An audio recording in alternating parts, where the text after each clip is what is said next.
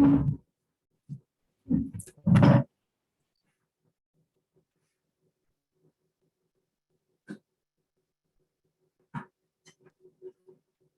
evening, everyone. For those who are entering the room right now, we're just going to wait for a little bit while more attendees come in.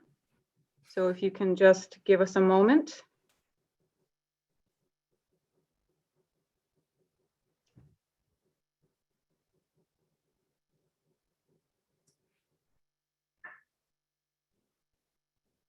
All right.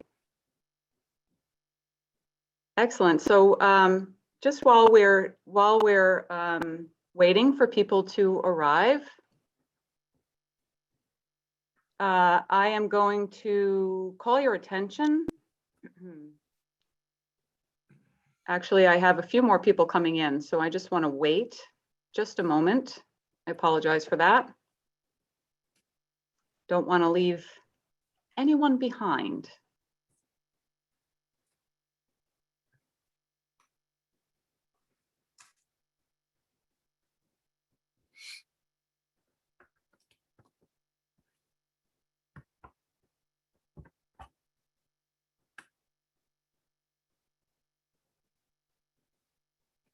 Okay. I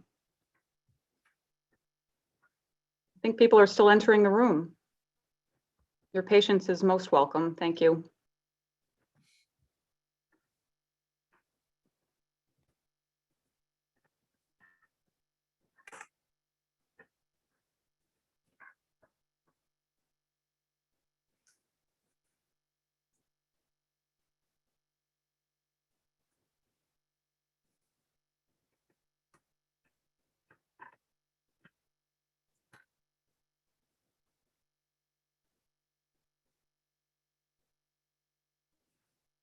Okay.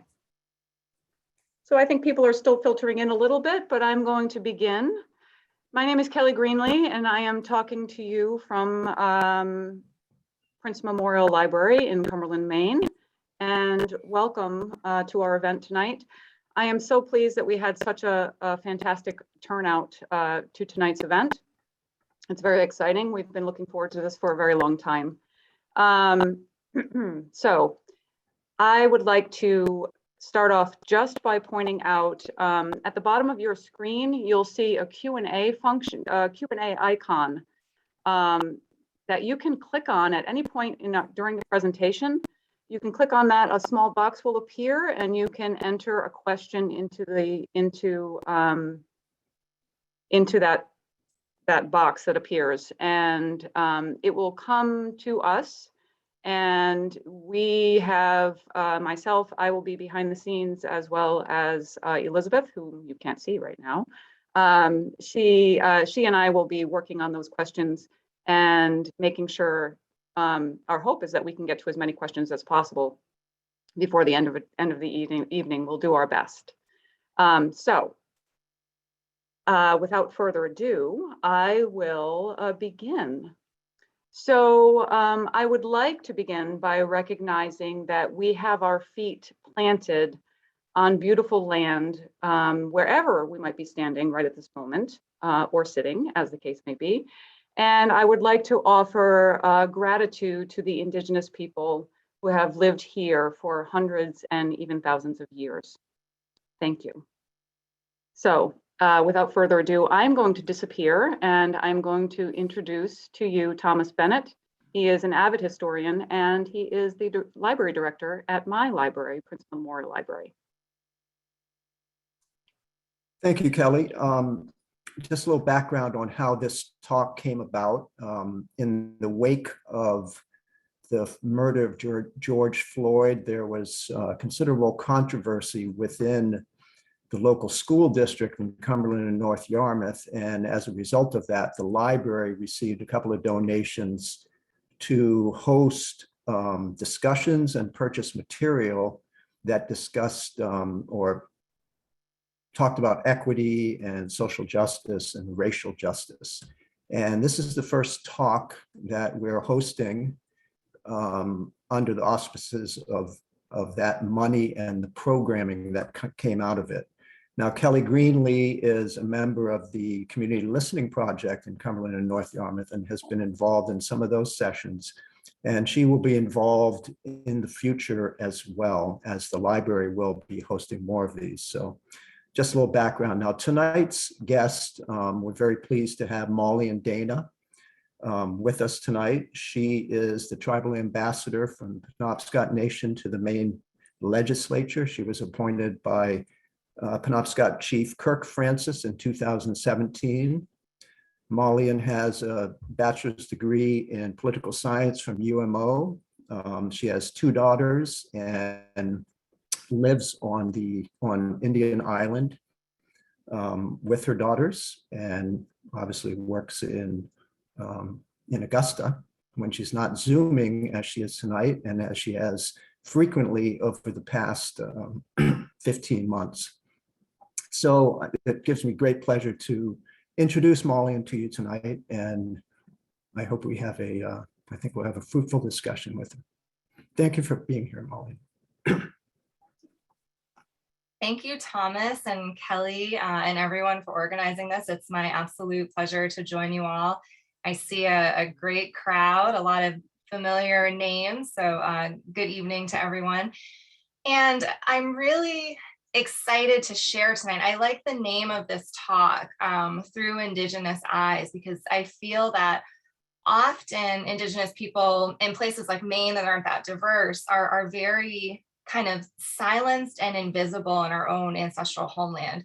So I love the framing of, sharing my perspective that a lot of people may not have heard before, because I think a lot of people may not even realize there's still tribes in Maine and may not realize what we're up to and what our issues are and what our histories are, and that really, sacred identity that we still manage to have that is such a gift. So thinking about my journey to this place today where I get to work in policy and all of these exciting things in tribal state relations, it really goes back to my life as a teenager. And so my tribe is a Penobscot Nation, and we're kind of centrally located in Maine. There's also other members of the Wabanaki Confederacy, and the largest tribe is the Passamaquoddy, and they have 2 distinct tribal communities over in Washington County. There's also the Aroostook Band of Micmac and the Halting Band of Maliseet, and they're up in Aroostook County. So there's also Abenaki people that live in their ancestral territory in what is now called Maine, but they have been displaced and they're kind of recognized communities in Canada. So we have these 4 or 5 tribal nations right now that make up the Wabanaki Confederacy. At one time in these lands, there was upwards of 20 distinct tribal nations. So I always like to point that out and to hold space for those ancestors of mine that were, systemically exterminated and really victims of colonization and the, the trauma and that, attempted genocide really echoes throughout history. And it's not something that we just wake up one day and we get over. So I like holding space for those ancestors whenever I present. So a lot of these kind of foundational things for me really came about when I was a teenager. And my father, Barry Dana, he was serving as the chief of the tribe. And he had, during his administration, these Freedom of Information Act requests coming from the paper mill industry for internal tribal documents. And the background of all of this in the early 2000s was really about clean water standards. It was about this jurisdictional control issue between the state of Maine and then the tribes and the federal government kind of on the other side. So you had the paper mill industry, where I live on Indian Island, there was 3 mills north of my home in the river, oil discharging into the river. And I remember I'm 37 now, so it's a little while ago, but not ancient history. And when I was growing up, I wasn't allowed to swim in the river. The water would have like a thick white foam on it. It wasn't uncommon to see like dead fish floating. There wasn't a whole lot of life going on, and it felt it felt sad, but it was deeper than that. It was like a wound in the soul of who we are as Penobscot people. So that river is very much our ancestral territory, and that's something that's still being litigated in courts with the state of Maine. So back in the early 2000s, the case that my father was dealing with, obviously he refused to turn over those internal tribal documents to these paper mills. So there was a lawsuit brought against the Passamaquoddy tribe and the Penobscot tribe. And I remember going to the court date in Portland, thinking it would be this kind of boring event, going with my dad to work type thing, and listening to the arguments. And I think I was 15 or 16 years old, so I'm like absorbing it somewhat, but not quite fully grasping what's going on. And at the end of that court date, the judge not only ruled against the tribes, he said that the chiefs, the 3 tribal chiefs, would have to serve jail time until these documents were turned over to the paper companies. And we're talking about, Department of Natural Resources information and tribal council minutes. So this was a huge blow to the tribal communities. The judge also said that for every day those documents weren't turned over, the communities would have to pay a $1,000 fine. So I remember going to a tri-council meeting. It was the Penobscot and both the Passamaquoddy's councils. And, there was a lot, I wasn't old enough to vote. I was kind of just observing, but there was a lot of people on all sides of the issue. People were saying the chiefs, we're not happy about it, but they probably need to go to jail. We can't turn these over no matter what. There was other people, saying we can't afford to pay these fines or kind of manage without our chiefs. So at the end of the meeting, it was decided that these documents would be turned over. And it was sad. It was definitely felt like a loss. So the way that the chiefs and the councils decided to turn these documents over was in sort of a protest march. And it started in Norridgewock, which is the site of a massacre in 1724. I'm horrible with dates. But this was a massacre of a whole, there was a whole tribe called the Norridgewock people that lived there in the Kennebec River. And there was a priest, a French Jesuit priest living with them named Father Rawl. And the British wanted to capture the priest. So in the, conquest to find this priest, they, slaughtered this whole band of people. And some of those people escaped by swimming over the Kennebec River and came into the territories that are now Penobscot, Passamaquoddy, and the other tribes. So the site of this historical massacre was the beginning of this protest march with these documents, and the end of the march was at the State House in Augusta. And there was a lot of attention and not celebrating, but definitely a lot of ruckus. There was drumming, and people were very worked up about this. And I remember, they called it a sovereignty march or March for Sovereignty. And I remember thinking, it doesn't feel very sovereign to have to turn over these documents. It feels like we're losing. But I also remember feeling that sovereignty must also mean protecting what is sacred, even when it's hard. And even when you're losing in the short term, you don't give up. And what was most sacred was the river, our ancestral homeland. The life of our people is so intertwined with the health of that water.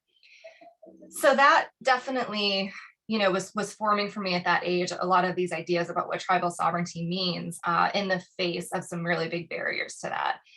Also around the same time, my aunt, Donna Loring, was serving in the Maine State Legislature as our representative for Penobscot Nation. And she invited me to come testify on a bill that would outlaw the word squaw. And I'm sorry, I don't usually say it because it's a racial slur, on place names in Maine. So I was in high school at the time, and I happily went. I had already been called that word in a, offensive, derogatory way by people I went to high school with. And I went, we testified in front of the Judiciary Committee, I believe, and there was Indigenous women from all over the state and beyond, different ages, different tribes, and not just women, a lot of tribal citizens, but everybody had a story to tell about this word.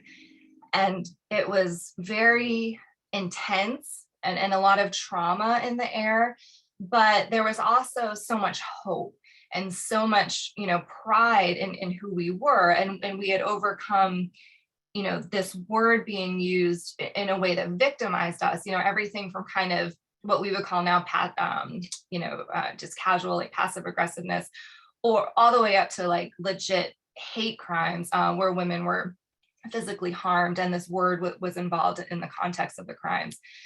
So that bill passed into law.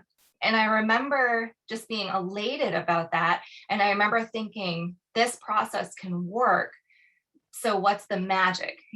We came in here, we told our stories as human beings. It wasn't about a political party. It wasn't about political correctness or what side of the aisle you were on. It was about, here is our humanity. Here are these experiences. Let's work together to get to a better place. So also around this time, I had some of my first awakenings about Indian mascots being used in Maine schools. And this was at first a very visceral reaction. I saw Skowhegan Indians playing the Nokomis Warriors, and they had, I think they were rivals in basketball. So the game was like extra intense and the fans were really going for it. And they had, fake feathers, fake war paint. They're jumping around and dancing. And I had, I had an idea about these mascots. I obviously knew they existed for the professional teams and in high schools, but getting kind of punched in the gut with it really motivated me to try to do something about it. And I did.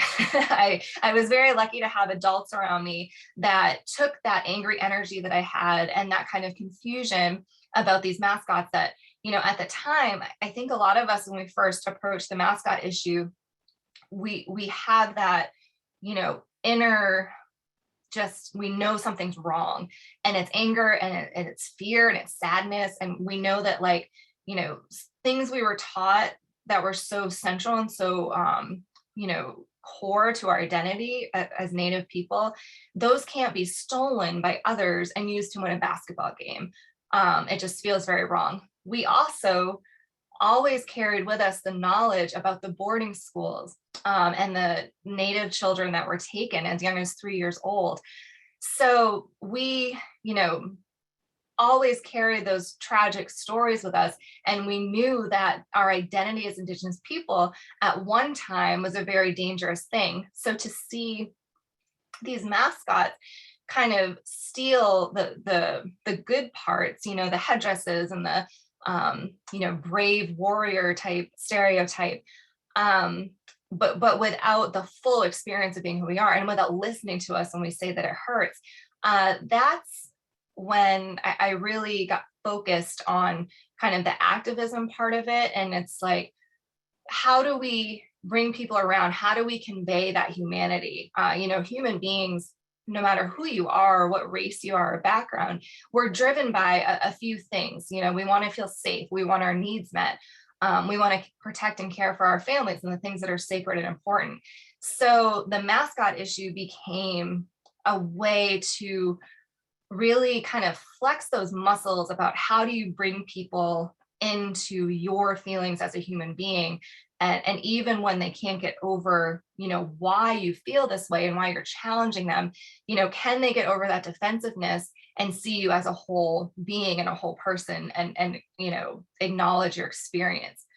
And it hasn't always been perfect, but we have, managed to work with a lot of schools, all the schools in Maine actually, to change these mascots. And we did end up passing the statewide law that bans them in schools. So that's a great kind of, start to finish. That's not really finished because, Indian mascots are still a problem, but a part of my journey that I'm really proud of was, all the work we were able to do throughout the state talking about these mascots. And this has flowed into this new but old struggle around the real like meat and potatoes of tribal sovereignty. And that is the 1980 Maine Indian Land Claim Settlement Act. So in the 70s, it was discovered that, it was fact, but it was brought to light by the Passamaquoddy people that the treaties used when Maine separated from Massachusetts to take roughly 2/3 of the state of Maine from the tribes were not valid because they weren't ratified by the federal government as they should have been under the Non-Intercourse Act. So essentially, most of the state belonged rightly to the tribes. And obviously, and then a court found that this was correct. So there was this huge, chaotic period of trying to settle these claims to land. And there's much more nuance and complications to it. I'm giving the short version. But the process, the state negotiators, they were very clear that should a deal be reached, and they wanted a deal to be reached, but should a deal be reached between the tribes and the state with the federal government on the side of the tribes, they didn't want the tribes to feel like a nation within a nation. So the document that was produced in 1980 that settled this lawsuit, it deals with land, it deals with money. The state didn't really contribute any funds at all towards this settlement. It was all federal funds. But it takes it a step further, and the state negotiating team decided to add language in that basically relegates the tribal nations to municipalities. So a lot of the litigation and tension and distrust over the past 41 years now have been, the tribes maintain that we never ceded our sovereignty because we signed this agreement. There's also language included in the Settlement Act that blocks the tribes in Maine from having access to or benefiting from federal legislation that should apply to all federally recognized tribes, which we are. So that's a very curious piece of the settlement that has also been very detrimental to tribal nations. And I was not alive in 1980, but there were tribal people that, they were very against this. They didn't want their tribes to agree to it. They said, the writing's on the wall. We will not be treated as sovereign nations. We'll just be municipalities. There were other people, that said, we're being told we can come back and revisit this. Our communities are in some real poverty. We might not ever get another deal. So why don't we take something? And there was this added pressure because President Carter was in office and he was likely to sign something, and Ronald Reagan was coming in after him and most likely wouldn't have signed anything. So you have kind of this, perfect storm. The tribes are living in this poverty from those lasting effects of genocide and colonization, and getting, money to buy back land from the federal government and have that land in trust, and being able to kind of, elevate and support your community members. That was definitely appealing. There was also, this kind of foreboding sense of, are we signing away our rights and becoming just another city or town in Maine? And this agreement has been in existence since 1980. It's really, the court case I talked about in the beginning with my dad, that had roots in the Settlement Act and interpretations of it. And it's kind of interesting because you have the state coming into this process as the party that was in the wrong. The land was stolen. And you have the state leaving the process, basically getting everything they wanted. So, it hasn't been an equitable agreement whatsoever. So our current charge right now is amending that Settlement Act. And this thing has been studied. There have been recommendations throughout the years, and nothing has ever taken solid form. So in 2019, we had the mascot bill that passed. We also changed Columbus Day to Indigenous Peoples Day in state law. We had some other, we had some clean water legislation, and we were working on healing that relationship with the state. The elephant in the room is the Settlement Act. And we knew that we were going to have to really address the root causes of the inequity and all of the kind of sourness in this relationship. So the leadership at the time it was Speaker Sarah Gideon and Senate President Troy Jackson, and they called for a task force of tribal leaders, lawmakers, and then non-voting representatives from the Attorney General's office and the governor's office. And basically this group met, I believe 7 times. They studied federal Indian law, they studied the history of the Settlement Act, the tribes in Maine. And at the end of this process, which again, I'm really condensing, it was a very kind of robust and complicated endeavor. And a lot of the education was done by the attorneys for the tribes. And they did a very masterful job of weaving together federal Indian law and some of the history and the framework of how it could and should look in Maine. So at the end of this process, there's a slate of 22 recommendations, and this was put into a large bill. And that bill was LD 2094, and it died in the previous session, the 129th, due to the pandemic. So in the 130th, we've picked it back up and dusted it off, and it is a new piece of legislation called LD 1626, and that is sponsored by Assistant Majority Leader Rachel Talbot Ross. And that's really kind of, where this all started for me. And now I get to be the tribal ambassador, advocating for this legislation and helping, folks and lawmakers and tribal citizens kind of understand the Settlement Act and where we've been and where we hope to go together with the people of Maine. So a big focus of the work right now is that legislation, and it really covers the gamut of everyday issues for tribes and kind of longer term, bigger picture things. There's taxation, criminal and civil jurisdiction, land use, natural resources. And this is all,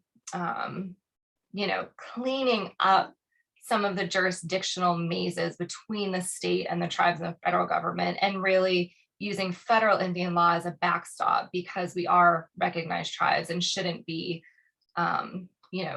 held on, under state law, because it doesn't really happen anywhere else, even other places with Settlement Act agreements.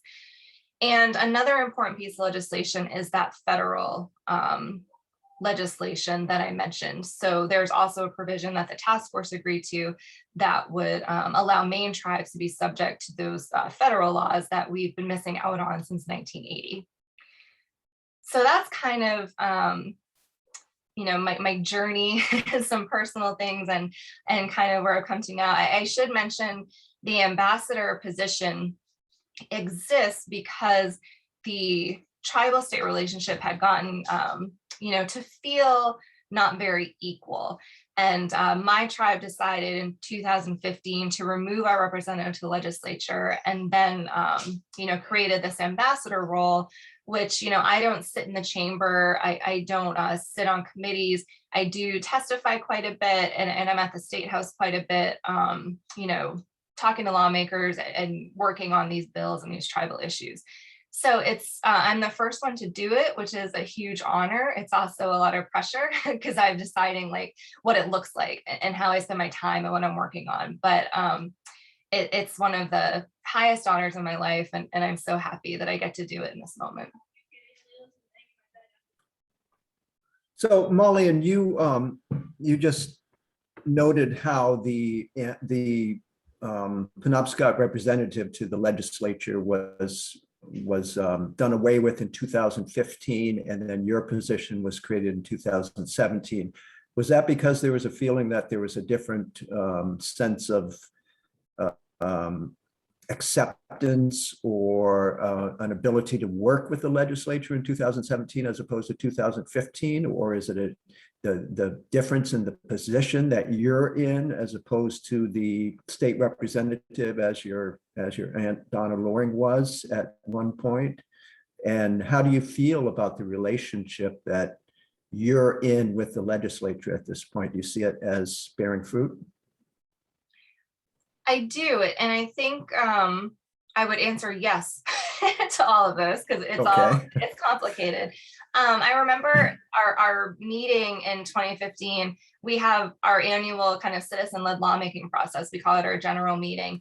And we had a set agenda, and we had gotten into a discussion about how, Governor LePage had rescinded a tribal consultation order very recently. He wasn't being all that great for tribes. We were also in litigation over the Penobscot River as part of our ancestral territory with the state of Maine under Attorney General Janet Mills before she was governor. So we were, fighting with the state just constantly about a lot of things, and didn't feel like we were even being taken seriously being in the legislature.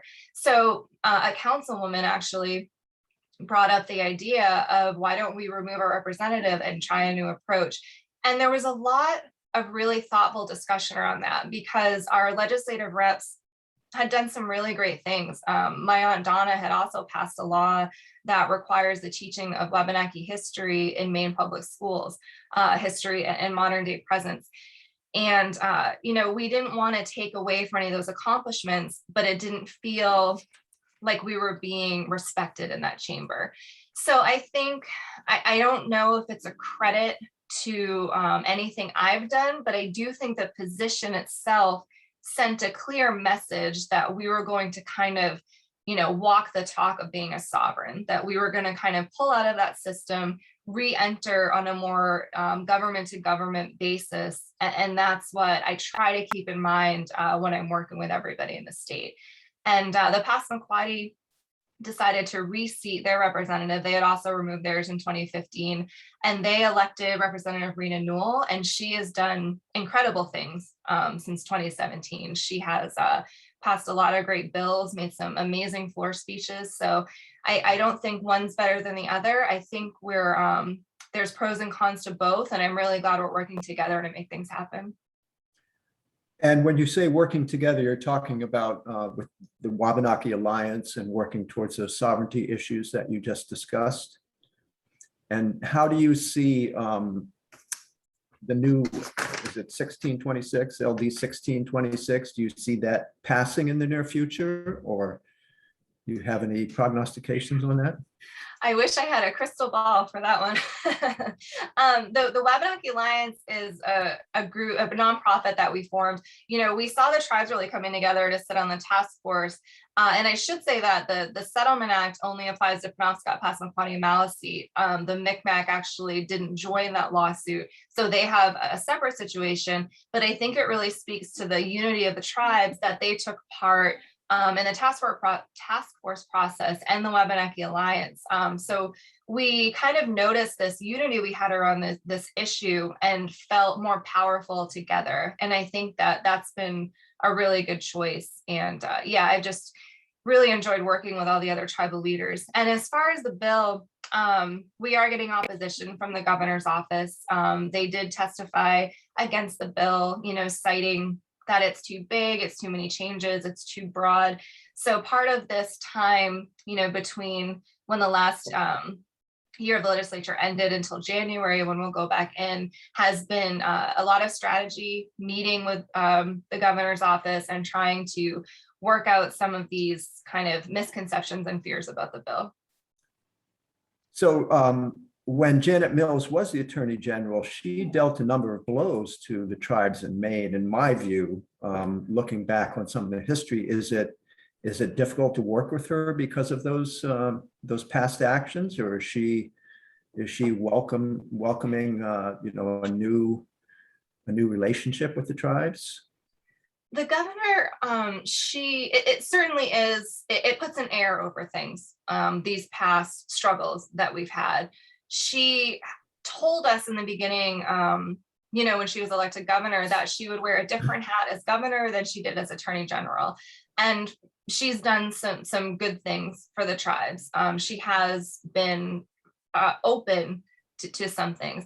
That when it gets down to that Settlement Act and these kind of big discussions about control and sovereignty, that's where we've seen the barriers. And it's a lot of the same concerns and language as when she was Attorney General. So that's certainly been a challenge for us. And I think in politics, it's everybody has a history and and we're all carrying that with us. And it's hard to separate, those past attitudes from what we're dealing with now.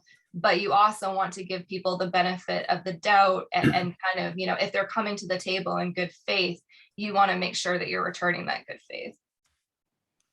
So you just said that everybody has a history. I'm a historian. I'm also an archaeologist. And as an archaeologist, we did a dig in Cumberland down on Broad Cove. Your father, Maulian Dana, came down. The Cumberland and Shabig Land Trust brought him down to do some education with the 6th grade students. He did some native education.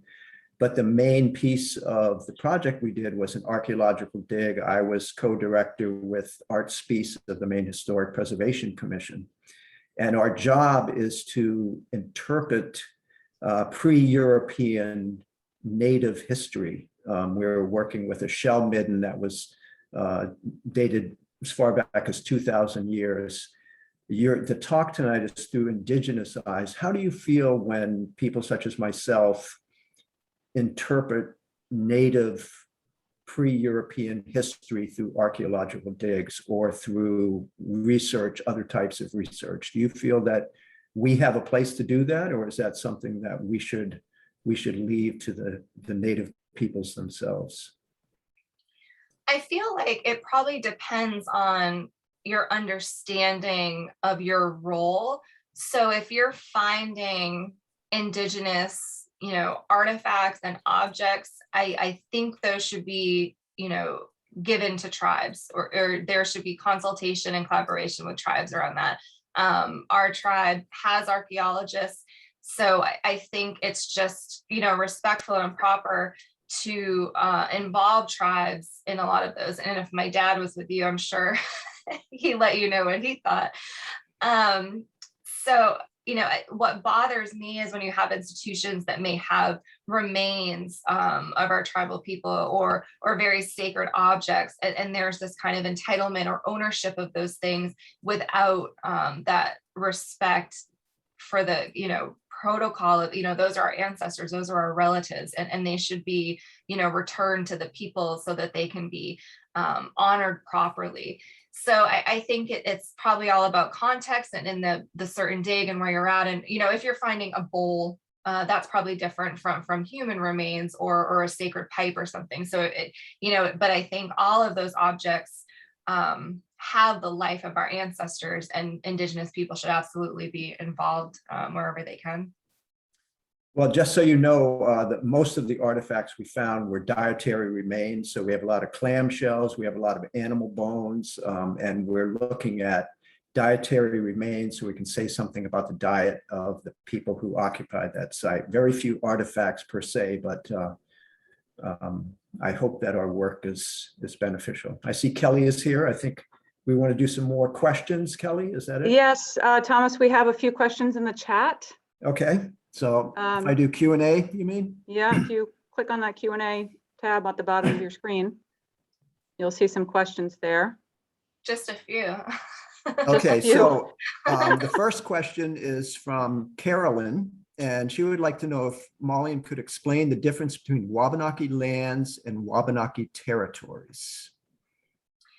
Yeah, that's a great point to make, because thinking about what we now call Maine, it's all ancestral territory. So it's hard for some tribal people to differentiate between, the land over in Washington County, even though it's called East Port or Calais, that's Passamaquoddy territory. That's, their ancestral homeland. So, I think we have this broad, a lot of tribal people have this broad idea of like, this whole area is sacred to us, and we have deep ties. So when it gets down to legally, what we are left with, our reservation territory is in the status where, this is where we live. We have, enhanced jurisdiction in these territories. There's other land called trust land. And during the Settlement Act, we were given funds by the federal government to purchase acreage in Maine to convert that into trust through the federal process. And trust land has similar jurisdictional and kind of, tribal control as reservation land. there's also fee simple land, which is just kind of, you own your mortgage and you own your house. Owning fee simple land is just, we're a landowner, but a lot of the, the say over that land is still not all the way tribal. We're just like kind of like another landowner. So that's more subject to state law. So when you look at the map of Maine, we have one included in one of our Wabanaki Alliance slideshows. It's very small, the areas of land that tribes have access to now. Okay, thank you. This one is from an anonymous attendee. You have been an activist almost your whole life. Do you have advice for us mere mortals who might like to be more active in making our communities more inclusive? I think what kind of pushed me to act was that wanting to protect what I felt was sacred, and whether that was my identity or natural resources or my people, my family. It felt like Indigenous people, there's not that many of us, and we're I felt very disadvantaged. So I felt guilty if I wasn't speaking out, and just knowing what people before me had been through and how they probably had so much to say and nobody ever heard them because they were so oppressed and silenced and invisible. I always felt like it was my responsibility to always be speaking out when I could. And that's been exhausting at times. But and it's definitely taken a personal toll at times, but it's never something that I felt was negotiable within myself. I've only felt fulfilled when I'm, standing up for what I believe in. And the thing about being Indigenous in this state is that the work never feels done, which is good and bad. I think, I would love to get to this place where we've amended the Settlement Act and we're enjoying, our sovereignty being restored and recognized, and we're not there yet. But once we get there, I can't even, begin to imagine the possibilities once we're not struggling so hard for these basic things. Okay.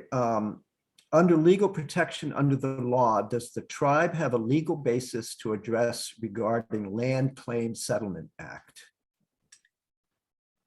Well, I'm not a lawyer and I don't play one on TV. Still do my best, but I think the initial claim was absolutely valid, and the fact that we agreed to that settlement is not nothing. We did enter into and agree to that. However, it was supposed to be amended. If the parties came back to the table, most documents are living and most agreements have that wiggle room. So I think that's part of our charge right now, is looking at avenues through state and federal government to see what, if any, provisions of that act we can work together to amend to get some of that sovereignty back into our communities. Okay. What can non-Indigenous folks do to help with the tribal sovereignty bill this coming session? WabanakiAlliance.com has a great list of frequently asked questions and action items, and whether it's writing letters to the editor, testifying in the Judiciary Committee, calling your lawmakers, calling the governor.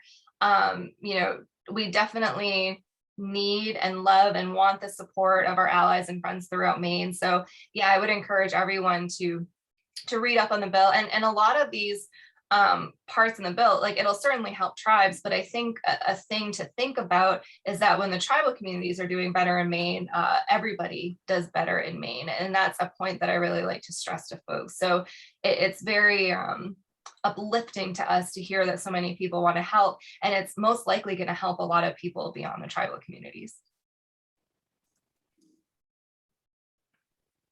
Okay, the next question is basically the same question that we just answered. So would you talk more about what the proposed law says regarding natural resources, oversight, responsibility? I have heard that Governor Mills has some concerns with this area, and I'm wondering how things are going and persuading her to see your side. Yeah, so this law, or this bill, It's complicated, but it's simple. And the simple part is bringing the tribes in Maine into parity with federal Indian law. So part of that when it comes to land use and natural resources is having tribal law apply on our lands. So right now there's this, jurisdictional kind of maze between the state and the tribes when it comes to our land. So say a crime occurred on tribal land, based on who committed the crime and what the crime was, we may or may not be able to try that person in tribal court. So in, this new law, we would have enhanced jurisdiction with our tribal court. And part of the concerns from the governor is making sure that the tribal courts are capable and would meet kind of the same justice thresholds that an offender would get in a state court. So that's kind of one, issue that, there's also concerns about different hunting regulations. Right now, the tribes have Sunday hunting on some of our lands. So there's a concern, about little changes like that. So, and I really believe that those things can be worked out. And I think what's important to remember is that the tribes have been managing our lands and our communities for a very, very long time. We have some of the oldest continuous governments in the country. So we're not, rookies coming into this that wouldn't have a clue what to do if a crime happened on our land or some kind of hunting issue happened or fishing. So, we have game wardens, we have natural resources departments, and I think that through education and learning about some of our tribal processes, a lot of those fears can be dispelled.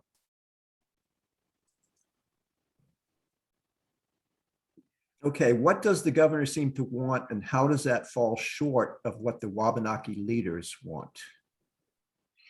So the governor seems to be comfortable working within state statute.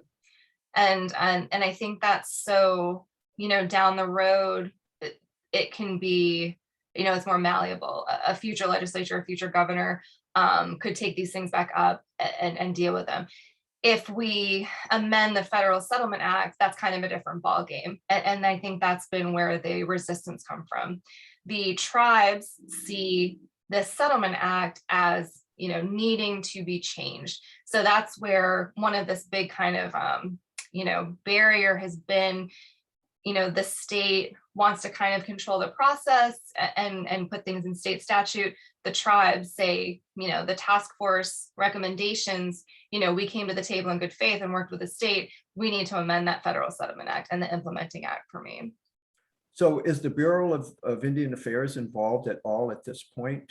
I know that the tribes are federally recognized, but is there a BIA presence in the state, and are they somehow involved in this negotiation? We've definitely let the federal government know of our efforts and that we'd like access to those federal acts. We have a great relationship with Secretary of the Interior, Deb Holland, who's a Pueblo tribal citizen. And BIA is under the Department of the Interior. So we've definitely, talked with members of our delegation for Maine, as well as people in federal government. There's no kind of concrete plans just yet, but I think there's avenues state and federal to try to work, these amendments. Okay, how do you respond to concerns about the tribe operating gaming operations? The gaming operations that have been authorized by non-native people seem to be exempt from the concerns that some have expressed about the Wabanaki people doing the very same thing. And I know your father was involved in this back when he was chief 20 years ago now, surprisingly. Yeah, thank you for the question. I somehow overlooked gaming, and that could be its own hour-long talk probably. So the tribes in Maine, because we haven't access to those federal acts, we cannot operate Class 3 gaming as other tribes can in the country under the Indian Gaming Regulatory Act. And that was actually part of the task force recommendations, was authorizing tribal gaming. And just from a strategic standpoint, we separated that recommendation and ran it as its own bill. And that was LD 554 in the last session, or last year of this session. And that was sponsored by Representative Ben Collings from Portland, who also sponsored the mascot bill and the Indigenous Peoples Day bill. He's a great friend of the tribes.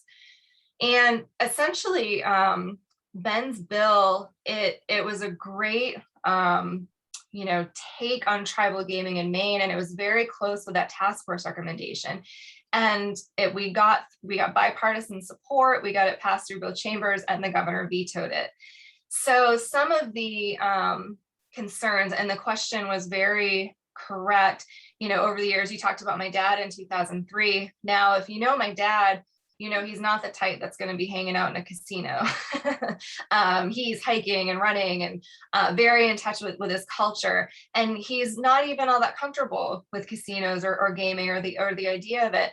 But he felt so strongly that it's our sovereign right to have the same opportunities as other tribes in the country, that he worked very hard on that referendum in 2003. And I remember that year, we were on the ballot. We were question 3. Question 2 was expanding gaming in Bangor.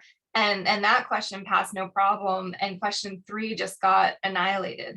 We lost very badly.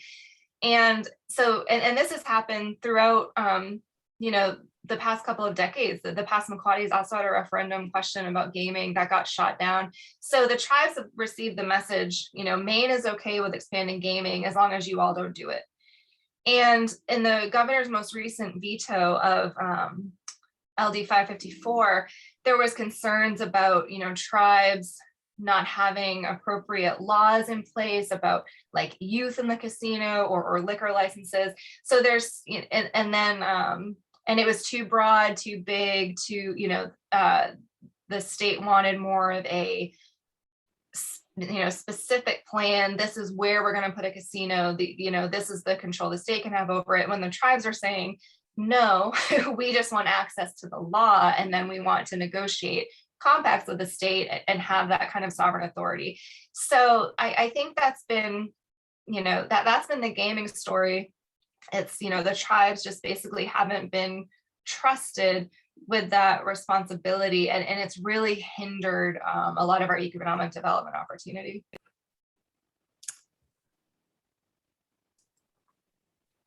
Okay, can you talk about the support you're receiving from organizations and other people, particularly the land trust and environmental communities?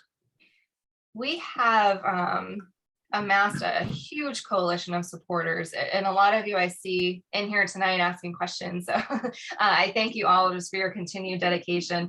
And we started kind of small, having these weekly calls where we would talk about the legislation and kind of, little things people could do. And it's grown into a coalition of over 40 different groups. And it's a lot of environmental people. It's a lot of faith groups that have been just instrumental in their lobbying for us.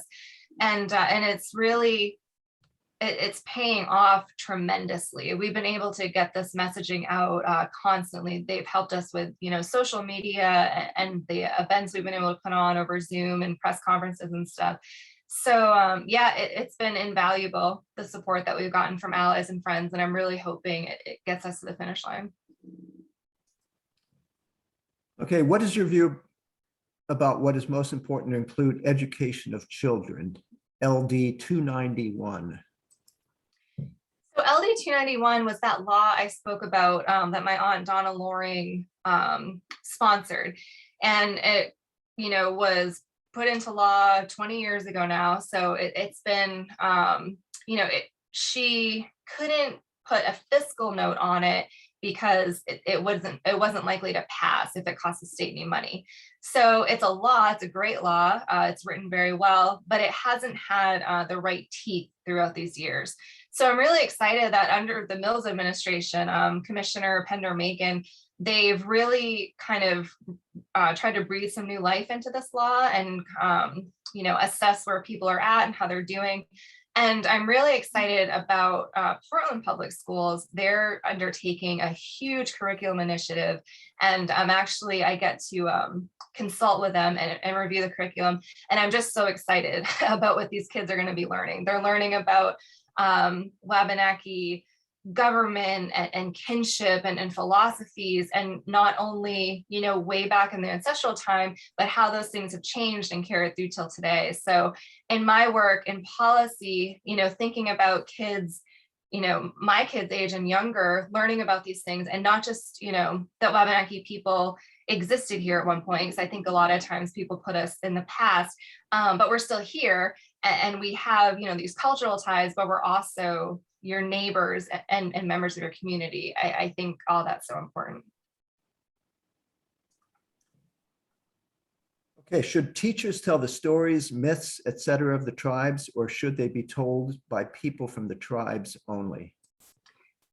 So I think this is, a complicated issue too. I think that when you're approaching kind of folklore and culture, if you do it in the right way, I think it absolutely can be done. So if it's, like we have the cultural hero Gluskabe, who's very sacred and special to our culture, and there are writings about him and there are stories out there, and I've seen teachers do it very respectfully, and sometimes they'll bring in a native storyteller or tribal member or speaker to either tell the stories or talk with the kids about them and give some more context. So that's probably ideal, but I do think if you do it respectfully and in a way where you're teaching kids, let's open our hearts and minds to this other culture, instead of like maybe trying to act it out or take it on and appropriate it. If you can teach kids how to appreciate it, I think there's a way to do that. What is the status of the litigation regarding the Penobscot River? So the Penobscot River, I alluded to that case a little bit when it was under Governor Mills, when she was the Attorney General. And basically, I'll try to keep this very short too, but this is, the Penobscots, we claim the river as part of our ancestral territory. The state of Maine says that the river belongs to the state and that our territory is the islands only. A big part of this is sustenance fishing rights. So the state agrees that we have a right to eat fish out of the river, but doesn't agree that we have any kind of say over the quality of the water. So we can eat all the fish we want, but they might kill us because they're toxic. And so that's the gist of the lawsuit. And we've lost in district court and in federal court, the First Circuit. And we called for an en banc review in the First Circuit, and we lost that as well. So now we're assessing in our tribal community if we would like to petition the Supreme Court. Okay, I am an indigenous woman from the Andes in Ecuador. I live here with my family, and I was wondering if there are resources or community events where our family can engage more with the native communities of Maine. We have no family here, and I would love to expose my son to native communities in the state. So the Abbey Museum in Bar Harbor is probably a great place to start with this. It's ABBE, and they have a lot of Indigenous people on their staff and on their board of directors. They had a Native executive director for a long time, and they do a great job of presenting the history and the modern day context. And yeah, they're located in Bar Harbor, but they have an online presence as well, and I think they would be a great resource. What are your thoughts on local towns such as Cumberland and North Yarmouth coming together and giving physical land back to the Wabanaki? Or should we settlers band together on a statewide effort? So this land back movement has been really powerful and uplifting for Native communities. And I think it's this idea of, the real weakening and disadvantage time period for tribal nations is when we, experience this huge theft of land and resources. So in the history of America and Canada, I think land has always been this real mark of wealth and value. So when the tribes, lost that, and when it was stolen, it wasn't just, a lot of our value and wealth was taken. It was our ancestral connection to place that was really robbed from us. And that's super traumatic. So I think part of the healing that's taking place is people identifying these plots of land, maybe they're for, sacred ceremonies, or there's medicines there, or it's just to kind of expand the land base of the tribes. And I don't have a perfect method of how to do it. And I know there's legalese and taxes involved a lot of the times, but I do appreciate the question, and I definitely love the whole idea of land back. And I would point you to Bumazine Land Trust. It's I won't spell it right, but it starts with a B, and they are a newly formed native kind of land trust looking into land back and land access and all of that. So they're doing some really great and exciting work. Yeah, and wasn't there a recent land swap that involved the state and a land trust, and I believe the Passamaquoddy, where they got a sacred island back that was based on a number of different land transactions? Yeah, absolutely. And Sunlight Media Collective did a short film on that whole event, and it's super inspiring. And I think I saw Dwayne Toma in the list of attendees here, and he's featured pretty prominently in that film. And yeah, that's a great example of coming together. And it's even more significant when there's Bumazine Land Trust, when it's a sacred site. Okay, since moving to Maine a year ago, I've become very aware of First Nation heritage through Wabanaki Reach and other groups. One step for me has been to identify where I now live as Brunswick, Wabanaki, Wabanaki land, Maine. Is there a more appropriate name for Wabanaki land? I think that works for what you're using it for. And if you wanted to get specific, you could list the tribal nations kind of involved in the Wabanaki Confederacy, but I think that idea works. Okay, we have no other questions. We do have Genia, I believe, gave us the website for Bomazee Land Trust. So that is BOMAZEENLANDTRUST.org. So if anybody's interested in looking at that, they can. So Thomas, I will be sending out an email to the attendees and those who couldn't make it tonight with a link to our recording. And in that email that I send out, we will include those things that have been mentioned, those links, those website addresses, et cetera, that have been mentioned in this recording. So we'll have all that in the follow-up email that comes out to people in the next day or so. So I'd like to just take the last question, if I might. As I mentioned, Barry Dana came down to Broad Cove, to the site down there, and I know Barry through trail running. I know he's a past champion national canoeist. He's very attached to the land. You just mentioned that that's part of his culture, hiking and running.